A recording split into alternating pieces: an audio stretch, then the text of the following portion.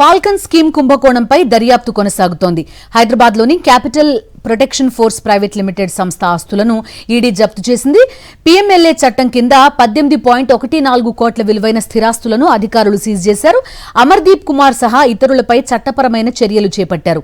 Falcon invoice discounting scheme పేరిట పెట్టుబడిదారులను మోసం చేసినట్టుగా అధికారులు తెలిపారు. ఈ స్కీమ్ ద్వారా అధిక లాభాలు వస్తాయని మోసం చేసినట్టుగా గుర్తించారు.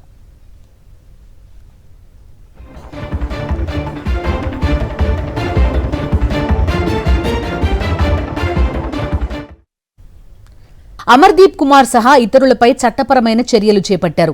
ఫాల్కన్ ఇన్వాయిస్ డిస్కౌంటింగ్ స్కీమ్ పేరిట పెట్టుబడిదారులను మోసం చేసినట్టుగా అధికారులు తెలిపారు. ఈ స్కీమ్ ద్వారా అధిక లాభాలు వస్తాయని మోసం చేసినట్టుగా గుర్తించారు.